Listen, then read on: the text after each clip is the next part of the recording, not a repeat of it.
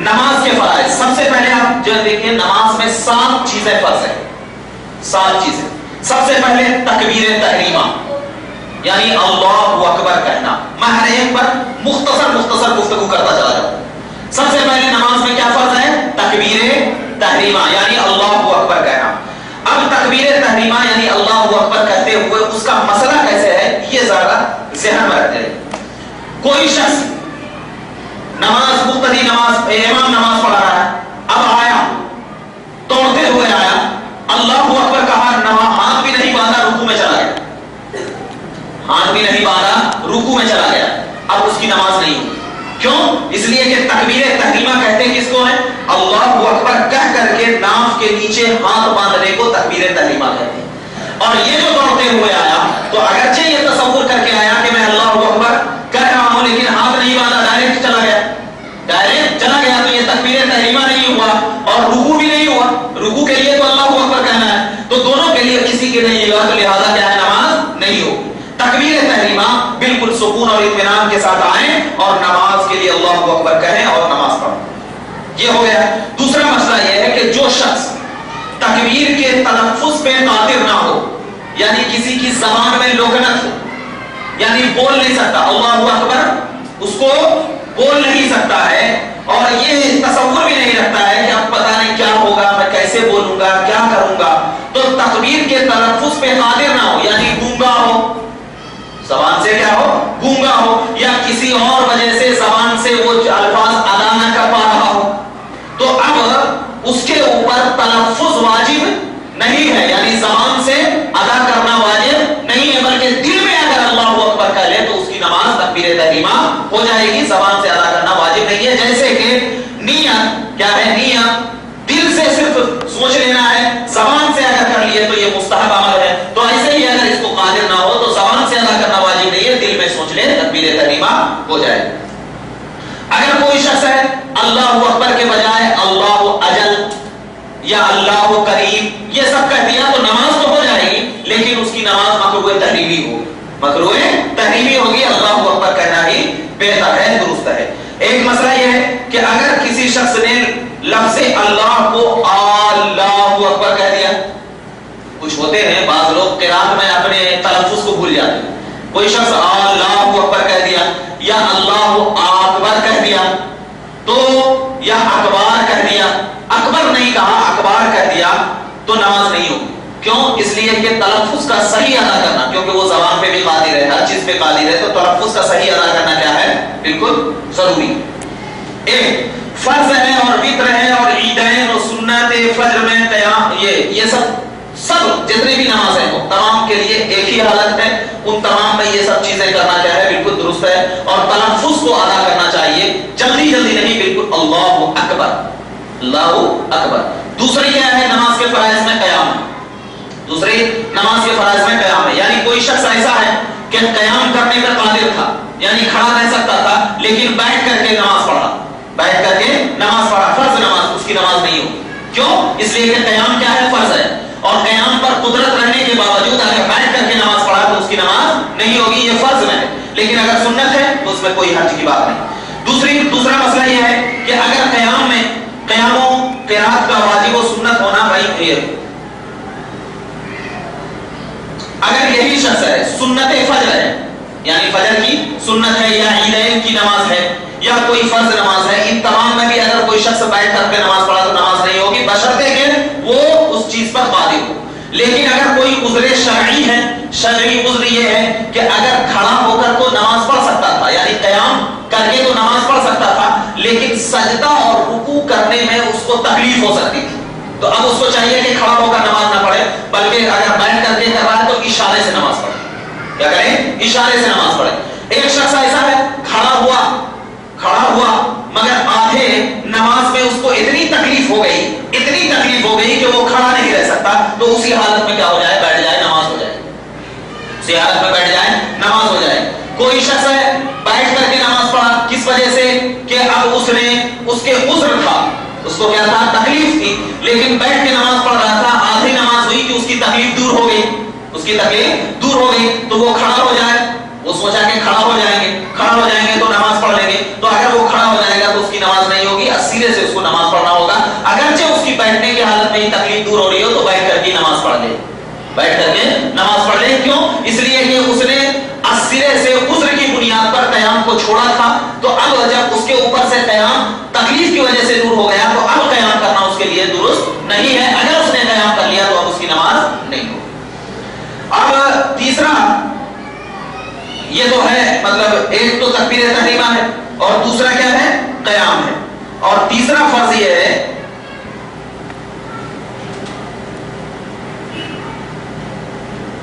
تیسری فرض قرات ہے، یعنی قرات کرنا بھی ضروری ہے۔ سب سے پہلے یہ ہے کہ سورہ فاتحہ کا پڑھنا واجب ہے، سورہ فاتحہ کا پڑھنا واجب ہے، فرض نہیں ہے۔ سورہ فاتحہ کا پڑھنا واجب ہے، فرض نہیں ہے۔ اگر کوئی شخص مقتدی ہو، امام کے پیچھے نماز پڑھ رہا ہو تو اس کے لیے نہ سورہ فاتحہ پڑھنا ہے نہ قرات کرنا ہے، لیکن اگر اکیلے پڑھ رہا ہو تو لا صلاۃ الا بفاتحۃ الکتاب، نماز نہیں ہوگی مگر سورہ فاتحہ کے بغیر۔ تو اسی وجہ سے کچھ غیر مقلد حضرات کہتے ہیں کہ اگر امام کے پیچھے نماز پڑھ رہے ہوں بھی تو سورہ فاتحہ پڑھنا ہے، امام کے پیچھے نماز پڑھ رہے ہو تو سورہ فاتحہ پڑھنا ہے، اور یہ دلیل یہ دیتے ہیں کہ نماز نہیں ہوگی سورہ فاتحہ کے بغیر۔ تو اب ان سے یہی کہا جائے کہ ٹھیک ہے آپ کی دلیل ہمیں تسلیم ہے، لیکن اللہ کے نبی نے جو فرمایا کہ مقتدی کی قرات امام کی قرات ہے، اس کا کیا مطلب؟ اس کا کیا مطلب ہے؟ تو ان سے کہنا پڑے گا یہاں پر جو نبی کریم نے فرمایا کہ سورہ فاتحہ کے بغیر نماز نہیں ہے، یہ اس شخص کے لیے ہے جو تنہا نماز پڑھ رہا ہو، کیونکہ اگر ایسا نہ مانیں گے تو پھر اللہ کے نبی یہ قول کیوں کرتے کہ نماز مقتدی کی قرات امام کی قرات ہے؟ تو لہٰذا جو شخص تنہا پڑھ رہا ہو تو سورہ فاتحہ کا پڑھنا واجب ہے، اور کم سے کم 3 آیت کا پڑھنا یا ایک آیت جو 3 آیت کی مقدار ہو اس کا پڑھنا کیا ہے؟ فرض ہے، اس کا پڑھنا فرض ہے۔ اور بالکل قرات میں ایسی قرات ہو کہ امام کی قرات بالکل تلفظ کے ساتھ ادا ہو رہی ہو، یعنی اگر امام ایسا قاری ہو کہ اس کے پڑھنے کی وجہ سے، نماز میں پڑھنے کی وجہ سے معنی میں تبدیلی ہو رہی ہو یا معنی بالکل بدل جا رہا ہو، تو اب اس کے بدلنے کی وجہ سے کیا ہے؟ اس امام کو مصلی پر سے ہٹا دیا جائے گا، اس امام معنی اگر تبدیل ہو رہا ہو۔ آج کل کیا ہے، قرات کس کو بولتے ہیں ہماری زبان میں جانتے ہیں؟ جو لہرا کر کے پڑھتا ہو اس کو قرات بولتے ہیں۔ حالانکہ میں نے بہت پیچھے نماز پڑھی ہے لوگوں کے، صرف لہرانے سے قرات یا اچھی آواز آنے سے قرات نہیں ہوتی ہے۔ قرات کا مطلب ہوا کرتا ہے تلفظ کو صحیح طریقے سے ادا کرنا، جو ترتیل ہے، جو تجوید ہے، اس تجوید کو صحیح طریقے سے ادا کر رہا ہو، اگرچہ اس کی آواز نہ ہو پھر بھی وہ قرات مانے ہوگی۔ اور اگر کوئی شخص ایسا ہے کہ امام ہے لیکن کیا ہے آواز نہیں ہے اس کی، لیکن کیا ہے تجوید کے ساتھ پڑھ رہا ہے، تو اب اس کو مصلی کے سب سے سامنے کھڑا کرنا سب سے پہلے اس کے لیے ضروری ہے۔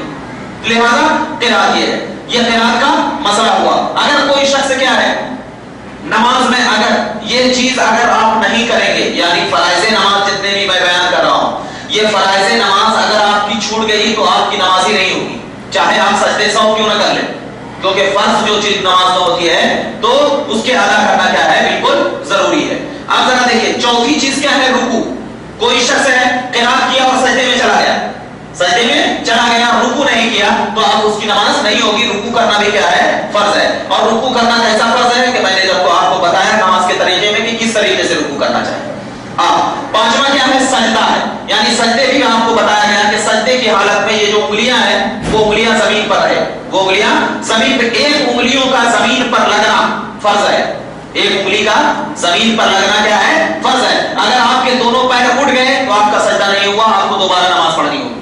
لیکن اگر کوئی مجبور ہے، بولے مجبوری تو الگ بات ہے، لیکن اگر کوئی مجبور ہے اور مجبوری کی حالت میں زمین پر پیر ٹکا نہیں سک رہا ہے، درد ہو رہا ہے، تو اب اس کے لیے کیا ہے؟ اجازت ہے۔ کیوں؟ اس لیے کہ اللہ کے رسول صلی اللہ علیہ وسلم نے ارشاد فرمایا بحالت مجبوری انسان کے لیے وہ کام حلال ہوتے ہیں جو بحالت صحیح میں وہ کام اس کے لیے حلال نہیں ہوتے۔ جیسے کہ مثال کے طور پر اگر کوئی شخص ہے اور بیمار پڑ گیا، خون کا پینا ہمارے لیے کیا ہے؟ حرام ہے۔ انما حرم علیکم المیتۃ والدم ولحم الخنزیر وما اہل به لغیر اللہ، یہی تو فرمایا خون کا پینا حرام ہے، اور خون کا منتقل کرنا جسم میں یہ بھی حرام ہے۔ لیکن اگر کسی کو ڈائلیسس کی بیماری ہو، کسی کو اگر کینسر کی بیماری ہو یا کسی کا آپریشن کرنا ہو تو آپ کسی ایک کا خون دوسرے خون میں دے سکتے ہیں۔ کیوں؟ اس لیے کہ یہ مجبوری ہے، اگرچہ حرام ہے مگر بحالت صحیح حرام ہے، لیکن مجبوری ہو جائے تو دے سکتے ہیں۔ تو ویسے ہی اگر کسی کو مجبوری ہو تو آپ کر سکتے ہیں۔ لیکن اور چھٹی چیز کیا ہے؟ قاعدہ اخیرہ.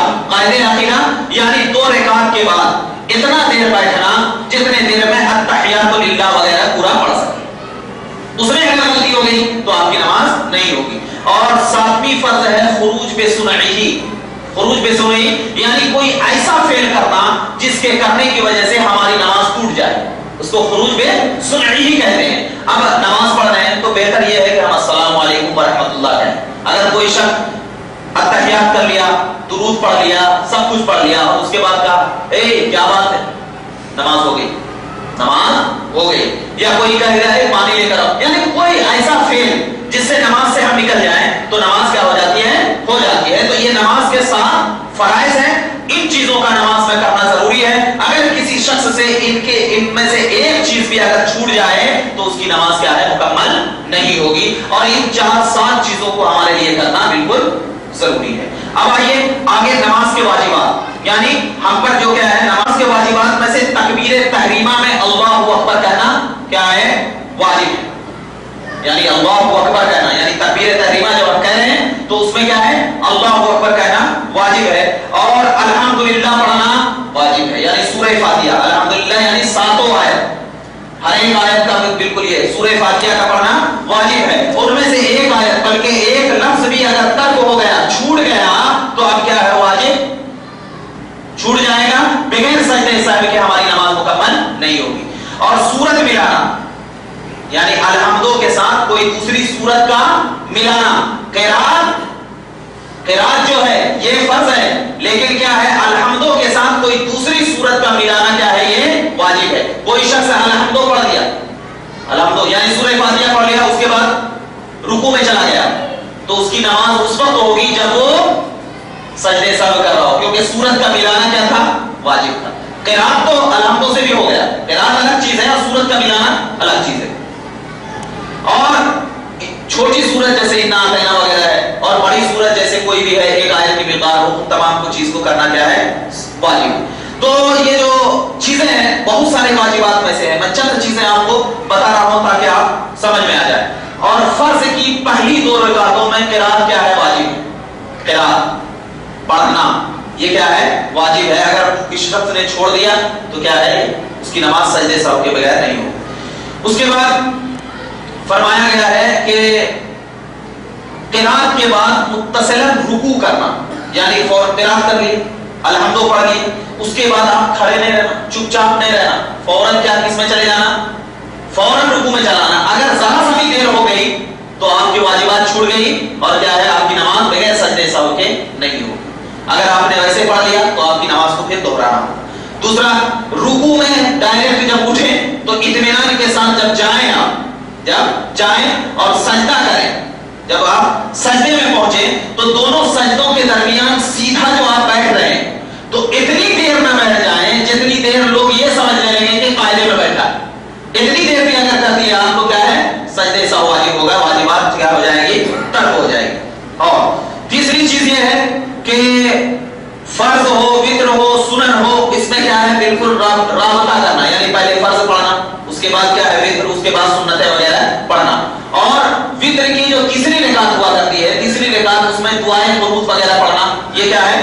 واجبات میں سے شروع کیا گیا ہے. اور عیدین کی جو نماز ہے اس میں 6 تکبیریں جو ہوا کرتی ہے، یہ سب کیا ہے؟ واجبات میں سے ہوا کرتا ہے. اور اگر جہری نماز ہے اس کو سری اگر پڑھ لیے، اس کو اگر ہم آہستہ سے پڑھ لیے تو بغیر سجدے سہو کے نماز نہیں ہوگی، کیونکہ جہری میں زور سے پڑھنا واجب ہے اور سری نماز کو آہستہ پڑھنا کیا ہے؟ واجب ہے. یہ مسئلہ بھی ہے، یعنی زہری میں سری اور سری میں کیا ہے؟ جہری نماز کو نہیں پڑھ سکتے. یہ تمام کی تمام چیزیں واجب ہے. اور تیسری ہے کہ نماز ہم پڑھ رہے ہیں، سورت کو ہم پہلے پڑھ دیے اور الحمدو کو ہم بعد میں پڑھ دیے تو یہ کرنا بھی ضرور، یہ نماز کے خلاف ہے. یعنی سجدے سہو کریں گے تو نماز ہو جائے گی، الحمدو کو پہلے پڑھنا اور سورت کو بعد میں پڑھنا یہ کیا ہے؟ واجبات میں سے تصور کیا گیا ہے. اور بہت ساری چیزیں واجبات میں سے ہیں جس کو کیا ہے؟ ایک سجدہ کسی رکعت کا بھول گیا تو جب یاد آئے کر لے، اگرچہ سلام کریں.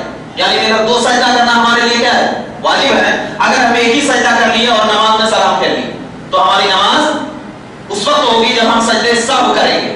لیکن اگر ہم سجدے سہو نہیں کریں تو نماز ہماری مکمل نہیں ہوگی. یہ واجبات نماز آپ کے سامنے مختصر ذکر کیا گیا ہے. میں اس لیے کیونکہ ٹائم اس بات کی اجازت نہیں دیتا. تو انشاءاللہ تبارک و تعالی آگے کے اس میں نماز کی سنتیں کیا ہے, قرات کا بیان کیا ہے, امامت کا کیا بیان ہے, انشاءاللہ تعالی آپ کے سامنے ذکر کیا جائے گا. اللہ رب العزت کی بارگاہ میں دعا ہے کہ مولا کریم ہمیں نماز کے طریقے پر ہمیشہ قائم و دائم رکھے. وآخر دعوانا الحمدللہ رب العالمین. السلام علیکم.